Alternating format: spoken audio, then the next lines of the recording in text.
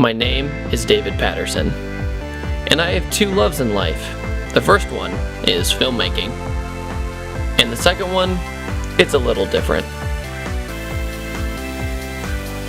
For most people, getting your license just means you can go from point A to point B. However, for me, it was an introduction to a new hobby and possibly a new addiction. Driving just for driving's sake, and just having a love for your car. And then thinking, how can I make this experience better? Then you get curious and start working on cars constantly, trying to improve the car from how it came from the factory.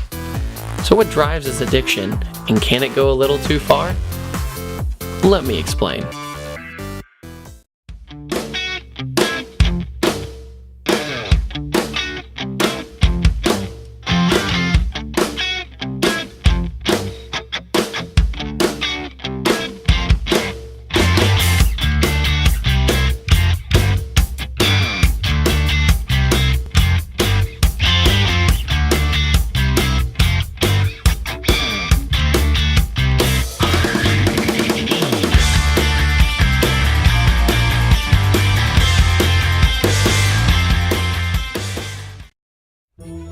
This is an Infiniti G35, and this is Steve, its owner.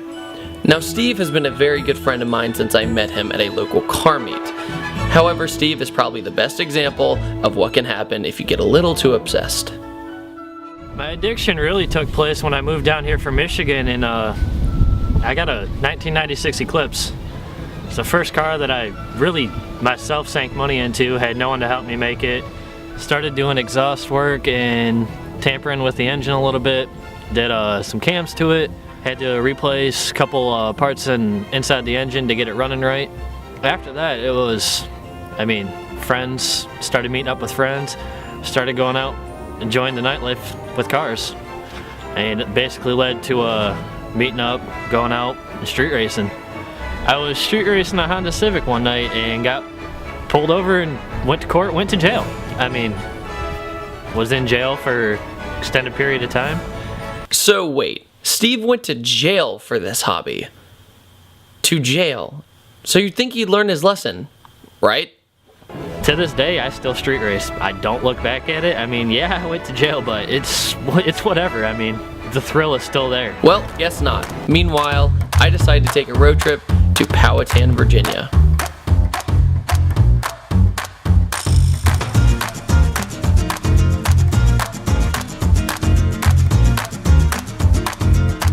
I've come here to Powhatan to talk to my two close friends, Matt and Jake, and are prime examples of how this can be a money pit. Well, my dad, when I was younger, we had a 1970 Impala that old car would always, have its problems. We put electronic ignition, we put wheels on it, put an intake, carburetor. He had several vehicles when I was growing up, and we were always tinkering with them. Let's see, when my first car was a 1970 Impala. Transmission blew out in that about a year of daily driving that. So I then bought a 95 Saturn SL2, worst car ever. Then I traded the 95 Saturn for my car that I currently own, the 93 Prelude, which I've done some, I wouldn't say heavy modifications, but moderate, I guess. It has a JDM motor swap, JDM tranny swap, a stage 2 comp clutch. Roughly how much money do you think you've spent on this car? Over the 2.5-year course I've owned it, probably around, I would say about $3,000, maybe more than that, about ballpark. I definitely think a car's modifications and paint and the way it's driven definitely reflect a person's personality. I have a very bright, playful personality. My car is a bright purple and black, and it's out there, as to where David's Mustang is blue, and it's just, you don't expect it when it's coming, and when you see it, it definitely shows David a fast-paced, loud, kind of goofy dude, as to where Matt's Prelude is subtle yet dangerous at the same time, and he throws out everything it's got, and it definitely reflects upon all of us what kind of modifications we make and how we drive our cars.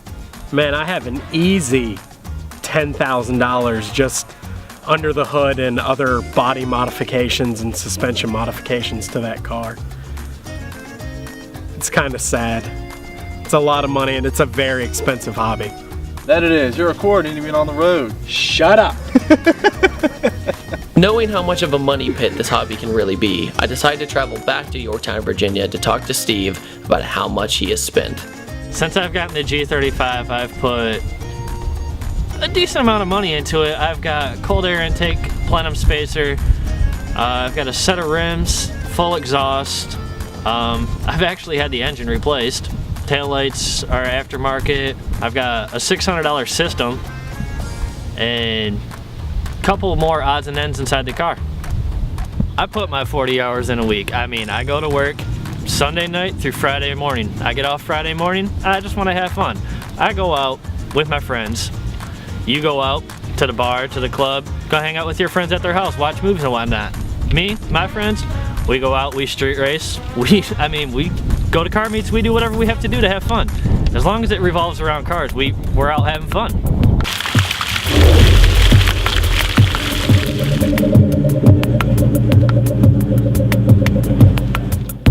The first Saturday of every month, we all get together. We go to the thing, it's called Cars and Coffee.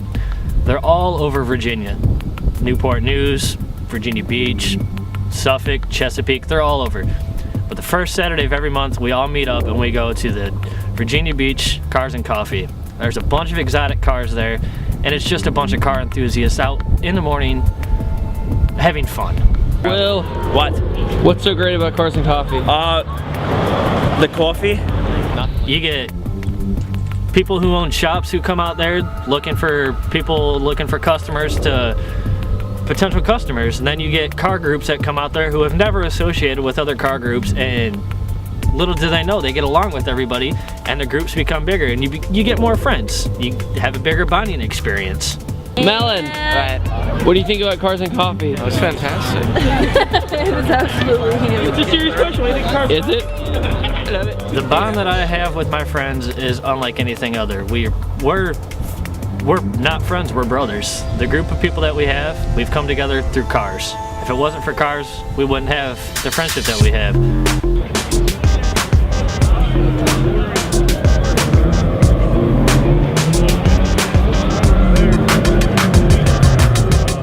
Friday or Saturday night, you can find us out in Virginia Beach at a local diner called Genro's.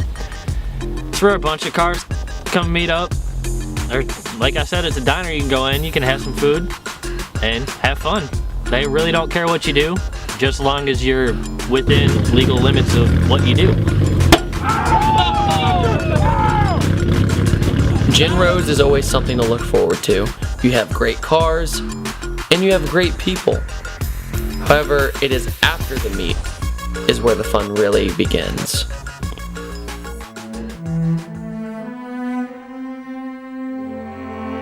After Genro's, we occasionally go on a night cruise together. Going on a long night cruise with friends is something almost surreal.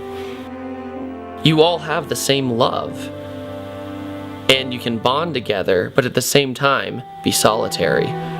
Maybe something will happen you don't expect, or maybe you explore a road you've never been down before. Most people see it as a waste of gas. We see it as something else. The most common question we all get is why we love cars so much. It's like an artist's favorite painting or a ballerina's final performance. Except for us, it's every day we get behind the wheel.